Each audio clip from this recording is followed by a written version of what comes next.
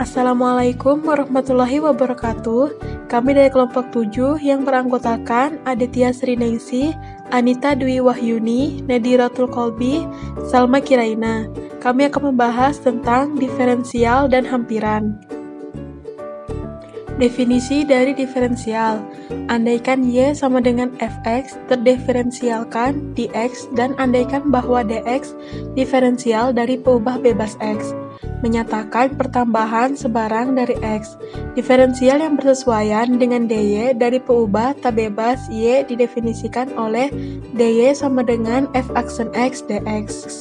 Hal yang perlu diperhatikan yaitu, karena dy sama dengan f aksen x dx, pembagian kedua ruas oleh dx menghasilkan f aksen x sama dengan dy per dx, menafsirkan turunan sebagai suatu hasil bagi dua diferensial.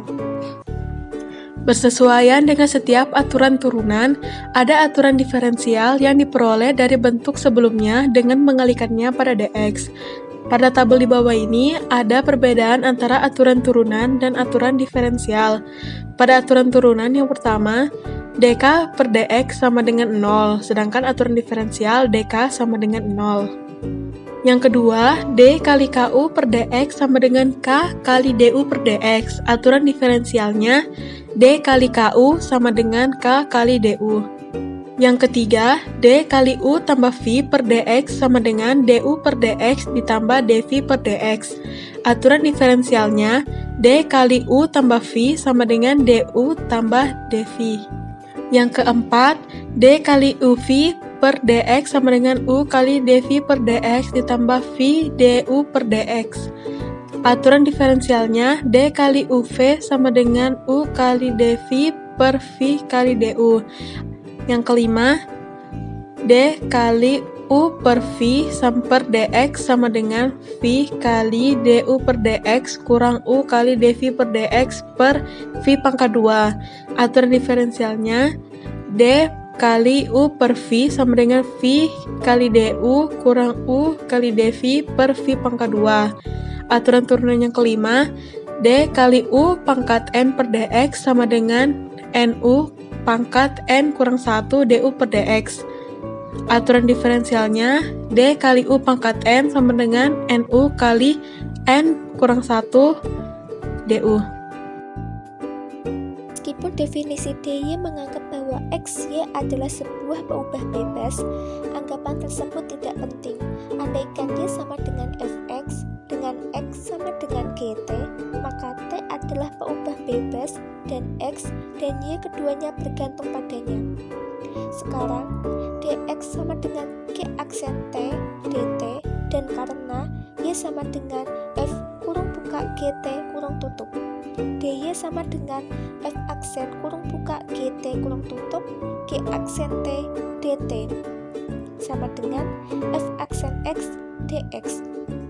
Perhatikan bahwa dy ternyata adalah f aksen x dx, sama halnya seperti jika x adalah peubah bebas. Hati-hatilah membedakan turunan dan diferensial. Mereka tidak sama. Bila menulis dxy atau dy per dx, berarti menggunakan lambang untuk turunan. Sebaliknya, bila menuliskan dy, maka itu menyatakan diferensial. Contoh soal. Cari dy jika y sama dengan x pangkat 3 min 3x plus 1, y sama dengan akar x kuadrat plus 3x, y sama dengan sin x pangkat 4 min 3x kuadrat min 11. Dengan penyelesaian, jika kita mengetahui bagaimana menghitung turunan, maka kita tahu bagaimana menghitung diferensial. Kita hanya menghitung turunan dan mengalikannya dengan dx. dy sama dengan 3x kuadrat min 3 dx. dy sama dengan setengah x kuadrat plus 3x pangkat min setengah kali 2x plus 3 dx sama dengan 2x plus 3 per 2 akar x kuadrat plus 3x kali dx. dy sama dengan cos x pangkat 4 min 3x kuadrat plus 11 kali 4 min 6x dx. Hampiran. Diferensial akan memainkan beberapa peranan, tetapi untuk sekarang ini penggunaan utamanya adalah dalam penyediaan hampiran-hampiran. Andaikan Y sama dengan Fx seperti yang diperlihatkan dalam gambar di atas ini. Bila mana X diberikan tambahan delta X, maka Y menerima tambahan yang berpadanan delta Y yang dapat dihampiri oleh dy. Jadi, Fx plus delta X dihampiri oleh Fx plus delta X kongruen Fx plus dy sama dengan Fx plus F aksen X delta X. Contoh soal. Andaikan Anda memerlukan hampiran yang baik terhadap akar 4,6 dan akar 8,2. Tanpa menggunakan kalkulator, apa yang mungkin Anda kerjakan? Penyelesaian. Lihat grafik dari Y sama dengan akar X di samping. Dapat kita lihat bila mana X berubah dari 4 ke 4,6, maka akar X berubah dari akar 4 sama dengan 2 ke akar 4 tambah dy atau secara hampiran. Sekarang dy sama dengan setengah X pangkat negatif setengah dx sama dengan 1/2 akar x dx. Sedangkan dx sama dengan 4 dan dx sama dengan 0,6 mempunyai nilai dy sama dengan 1/2 akar 4 kali 0,6 sama dengan 0,6/4 sama dengan 0,15.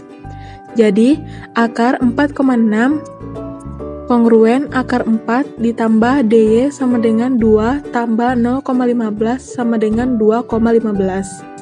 Serupa, dx sama dengan 9 dan dx sama dengan negatif 0,8. Sama seperti yang tadi, dimasukkan nilainya, jadi dy sama dengan 1/2 akar 9 kali negatif 0,8 sama dengan negatif 0,8/6 sama dengan 0,133. Karena itu, akar 8,2 kongruen akar 9 ditambah dy sama dengan 3 kurang 0,133 sama dengan 2,867. Penafsiran galet atau error. Berikut adalah masalah khas dalam sains.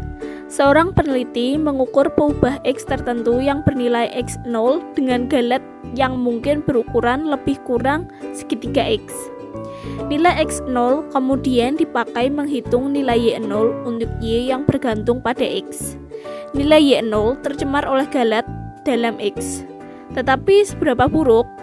Prosedur baku adalah menaksir galet ini dengan memakai sarana diferensial. Contoh soal.